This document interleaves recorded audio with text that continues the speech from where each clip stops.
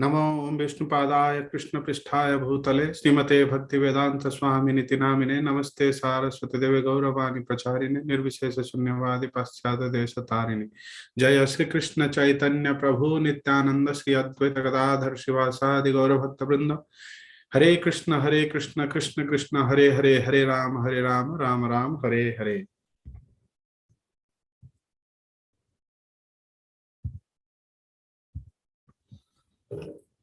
Welcome all of you. So we had completed setting the scene. So this is our third reading class. So after the setting the scene, Prabhupada is dedicating this work to Srila Baladev Vidyabhusana, who has presented very nicely the Govinda Bhasya commentary on Vedanta philosophy. So for any sampradaya to be bona fide, there has to be commentary on Prasthanatraya. Okay, Prasthanatraya consists of Smriti Prasthana, Shruti Prasthana, and your Nyaya Prasthana. So Gaudiya Vaishnava tradition has Shruti Prasthana. Shruti Prasthana means like all the Shrutis, right? The Shruti means like all these Vedas, Upanishads that come in the Shrutis. So which has been transferred from in the ages through the disciplic succession without any alteration. So they are the Shrutis. Okay, directly what has been revealed by the Supreme Personality, the same message and same wordings, okay, as it is transmitted. Okay, and so in that Shruti, all these Vedas and then Upanishad they come. So extensively the Acharyas in Gaudiya Vaishnava tradition, they have commented on the Shruti Prasthana. There are commentaries on Isha Upanishad, various these things. Then in the Smriti Prasthana, Smriti is like the same message of the Vedas, the same knowledge of the Vedas, has been narrated in the Puranas, in the form of Puranas. Okay, but then of course they also came from, origin is the Supreme Personality of Godhead, but then through ages, through disciplic succession, teachings and essence remain the same, but the narration, the way it is transmitted, okay, through the language, okay, that got changed. Okay, so in that comes Mahabharata, yeah, all the Puranas and Mahabharata also in that. So Bhagavad Gita, Acharyas have commented extensively on Bhagavad Gita. So we had commentary on Shruti Prasthana, commentaries on the Smriti Prasthana. But another limb of that Prasthana Traya is commentary. There should be commentary on Nyaya Prasthana. That means all the Vedanta, okay, Brahma Sutras, okay, Vedanta Sutras. So all the essential teachings of Upanishads, they were kind of summarized in the form of a sutra, okay, aphorism. So there are 555 aphorism which contains all the teachings of Upanishad. That is called Vedanta Sutra. So those Vedanta Sutra has to be expanded by the commentary of the Acharyas, okay, in order to have proper understanding of that. So there was no any commentary by Gaudiya Vaishnava Acharyas. Why? Because Chaitanya Mahaprabhu himself told that the commentary on the Vedanta Sutra is Srimad Bhagavatam only. Okay, so whatever essential teachings of Vedanta Sutra, that is being commented in Srimad Bhagavatam. Okay, so there is no need of separate commentary. But during the time when Srila Baladev Vidyabhusana was there, in his time in Jaipur, okay, there was some kind of movement where many traditions claim that, oh, your Gaudiya Vaishnava tradition is not bona fide. Where is your commentary on Vedanta Sutra? Okay, then the Jaipur king also kind of yeah. So all the acharyas from different traditions, they kind of claim that, okay, to the Jaipur king. Then Baldev Vidyabhushan, okay, in one night, okay, by the mercy of Govind Dev Ji, okay, has composed this Govinda Bhasya commentary on Vedanta philosophy. Okay, so he is one of the prominent acharya in our Gaudiya Vaishnava tradition, Srila Baldev Vidyabhushan. So he basically was from Remuna, Baleshwar, Odisha. Okay, and he was the disciple of Srila Vishwanath Chakravarti Thakur. Okay, so Prabhupada ji is dedicating this work to Srila Baldev Vidyabhushan. Okay, let's go to preface. Originally, I wrote Bhagavad Gita as it is in the form in which it is presented now. When this book was first published, the original manuscript was unfortunately cut short to less than 400 pages, without illustrations and without explanations for most of the original verses of the Srimad Bhagavad Gita. In all of my other books, Srimad Bhagavatam, Sri Upanishad, etc., the system is that I give the original verse, its English transliterations, word for word Sanskrit English equivalents, translations, and purports. This makes the book very authentic and scholarly and makes the meaning self-evident. Srila Prabhupada here is telling his heart, So when he arrived United States in the year 1965, and in 1966 he established the organization ISKCON, and he was very eagerly searching for a publication, who can write, who can publish, this Bhagavad Gita, okay, his manuscript. Then with all this struggle, in 1968, one of the very famous publication house, okay, Macmillan, okay, they agreed to publish this Bhagavad Gita as it is book, okay, by Srila Prabhupada. But there was a compromise. They told no. Originally the manuscript what Srila Prabhupada has, it was almost 1,000 pages, okay, but they cut short to 400 pages. So Srila Prabhupada, okay, although he was not very happy, but agreed, okay. So that's what he was telling here. So in that, in this cut short process, some most original verses, the illustration and the explanations, they were cut short, okay. So he was not very happy with that, okay. Generally his work, he's explaining here that he keeps the original Sanskrit verse, then the Roman transliteration, so that anybody who doesn't know Hindi or Devanagari, they can read, from the English version of the Sanskrit. So then word to word Sanskrit English equivalents, okay, the word meanings, and then translations of that original verse in English, and then purport, okay. Purport means that bhavarth, okay, that is also in English. So Prabhupada ji is telling that this basically makes the book very authentic if the author writes in this way, because everything is there, okay, and it makes the writing also very scholarly, okay, and this makes the meaning self-evident, okay. There is nothing to hide, verse is there, then what to word meaning is there, then translation is there, and then purport. So a reader can very easily understand and grasp the exact message, what is intended to be said in that verse.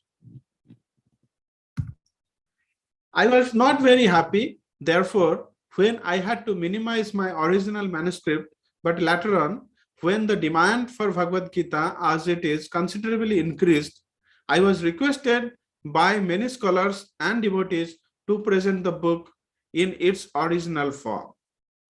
Oh, in 1968, the first Bhagavad Gita as it is was published.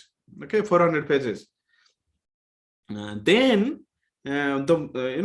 substantially the demand for the book increased. Then the same publication house, they came and approached Prabhupada. Oh, we can print your original manuscript versions. Okay, so that's what Prabhupada is telling here. Thus, the present attempt is to offer the original manuscript of this great book of knowledge with full parampara explanation in order to establish the Krishna consciousness movement more soundly and progressively. Okay, so whatever we are now going to read, this is the original manuscript. Okay, the whole book. Okay, and all the parampara explanations are also condensed here. Okay, so the essence teachings of our Gaudiya Vaishnava tradition is containing here. Okay, so this book basically is written in order to establish the Krishna consciousness movement more soundly and progressively. Okay.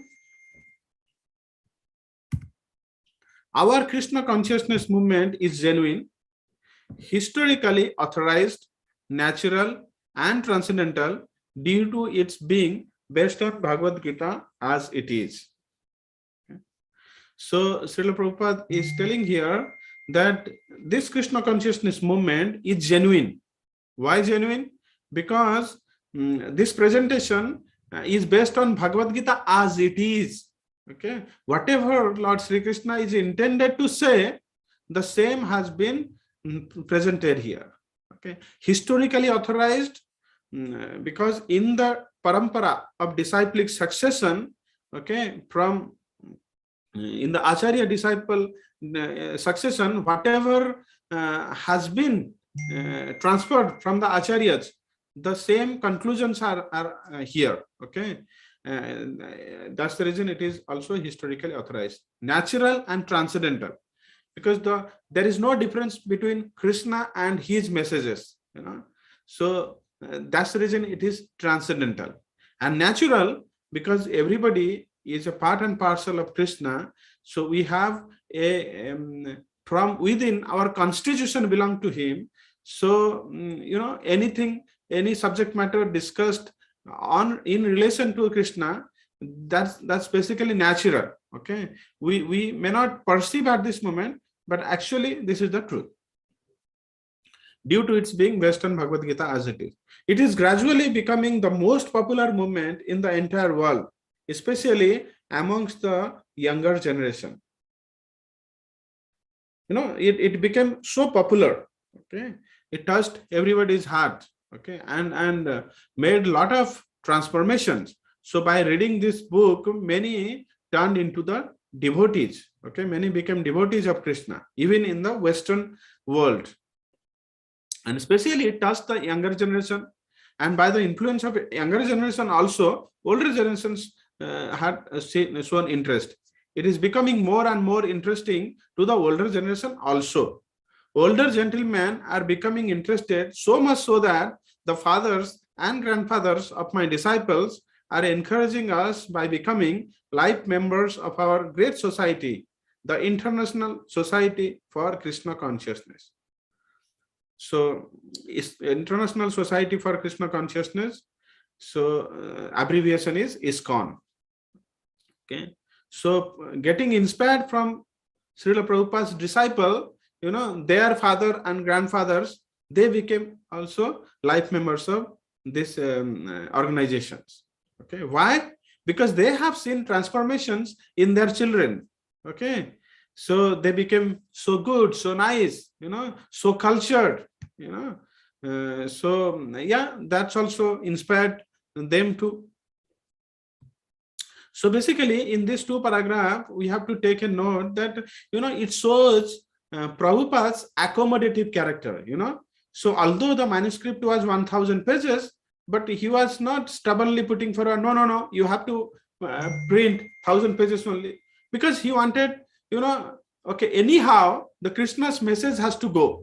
Okay, if publisher is agreeing with the 400 pages, no problem. Okay, and then the book, the message was so potent that again that publisher came back and agreed, to print the whole book of 1,000 pages. So you see, and in Los Angeles, many fathers and mothers used to come to see me to express their feelings of gratitude for my leading the Krishna consciousness movement throughout the entire world, because it is an international society. The movement was spreading all over the world. Okay, and many have congratulated and expressed their gratitude to Srila Prabhupada. Some of them said that it is greatly fortunate for the Americans that I have started the ISKCON or Krishna consciousness movement in America. Okay, America, although it is a worldwide movement, but it is originated from America, so Americans are naturally fortunate. But actually, the original father of this movement is Lord Krishna himself. Okay, Srila Prabhupada is telling, oh, you are congratulating me, you are expressing my gratitude. Oh, I am no one. This movement is actually started by Lord Sri Krishna. Okay, since it was started a very long time ago, but is coming down to human society by disciplic succession. Okay, so because this movement is started by Lord Krishna. Okay, he first spoke to sun god, and then sun god to Manu then to Ikshwaku, and that's how it came down. And he also again spoke to Arjuna. Okay, and through the disciplic succession, it is coming down. So who am I? Why Prabhupada ji is telling like this? Because this movement is based on the teachings of this ISKCON movement is based on the teachings of Bhagavad Gita and Srimad Bhagavatam. Okay, they are the essential pillars. Okay, if I have any credit in this connection, it does not belong to me personally, but it is due to my eternal spiritual master, his divine grace, Om Vishnupada Paramahansa Parivarakacharya Ashtatarasat Srimad Bhakti Siddhanta Saraswati Goswami. You see the humility. You see the humility of Prabhupada. He is not taking any credit. Okay, first he told, oh, the movement is started by Lord Krishna. Okay, it is coming down through disciplic succession. I am just a medium in that. But then he's telling, if there is any credit, it goes to my spiritual master, not me. Why? Because he has inspired Srila Prabhupada in their first meeting. Okay, Srila Bhakti Siddhanta Saraswati Thakur, okay, who was the founder of Gaudiya Math. He was a very prominent and very scholarly and very influenced Acharya in Gaudiya Vaishnava tradition. Okay, in fact, he has started the globalization of this movement. Okay, in his time, okay, he established Gaudiya Maths in various other countries also. But that time India was, fighting for the freedom, and that time it was kind of World War II. So there was a global unrest. So a lot of difficulties was faced to spread this movement all across. But he has instructed Srila Prabhupada, oh, Abhay Babu, you are very good at English. So if you get money, you should print book in English. Okay, and you should preach this Krishna consciousness message in English-speaking countries. Okay, so basically you bring this knowledge. Not only it should not remain only in India. You should bring this knowledge outside of India too. Okay, so that message basically inspired Srila Prabhupada to bring this movement outside of India. If personally I have any credit in this matter, it is only that I have tried to present Bhagavad Gita as it is without any adulteration. Okay, he's telling, oh, you still want to give some credit to me? But then if at all there is any credit, the credit is that I have not done any adulterations. Okay, I have just presented the Bhagavad Gita as it is. That is a mere credit if you want to give. So that means it's like he's telling you, there is no credit. I just presented the same message, whatever I have received through the Guru Parampara system. Okay, so I didn't do any adulterations. Okay, I was honest to it. Okay, I didn't put my own speculation into it. Okay, that is the mere credit I have. That's it. Okay, so much humble Srila Prabhupada is. Before my presentation of Bhagavad Gita as it is, almost all the English editions of Bhagavad Gita were introduced to fulfill someone's personal ambition. You see here, Prabhupada is telling why this, presenting this as it is, why, it is such a great work. Why? Because in that time, even, no any English editions were free of adulterations. Okay, every translations, there were hundreds of translations at that point in time also available, but every Bhagavad Gita translation was tampered. Okay, it is not original. Okay, why? Because they were introduced to fulfill someone's personal ambition. Okay, it was very much basically biased by author's own personal ambition. Okay, so that's the reason Prabhupada is telling he has published this book or written this book without any adulterations. Okay, so that the as it is message can be accessed by the society. But our attempt in presenting Bhagavad Gita as it is to present the mission of the Supreme Personality of Godhead, Krishna. Our business is to present the will of Krishna. What Krishna is intended to speak, okay, that should be conveyed to the society, humanity. Okay, that is the business, only business of ISKCON. Not that of any mundane speculator like the politician, philosopher, or scientist, for they have very little knowledge of Krishna despite all their other knowledge. Okay, Prabhupada is telling here, the authors who are like from politics background, from philosophy background, they may be from the scientist background. They may be master in their own particular segment or in their own particular department, but they have very little knowledge about Krishna. Okay, so they are kind of Prabhupada ji addressing them here. They are the mundane speculators. Okay, you cannot speculate. Okay, Krishna may be wanting to see like this, say like this. No. Okay, so whatever Krishna is intending to speak, you have to present that. Okay, you should not bring any of your personal motives here. Okay, so Prabhupada is emphasizing this point here. When Krishna says, okay, why he feels so? Okay, he is giving one example. When Krishna says, Manmana bhava madbhakto madhyajivam namaskuru, etc. We, unlike the so-called scholar, do not say that Krishna and his inner spirit are different. Okay, you see what the other scholars have done in their translations. That will, Krishna, okay, Krishna says, Manmana bhava madbhakto madhyajivam namaskuru. Very clear, Manmana bhava madbhakto.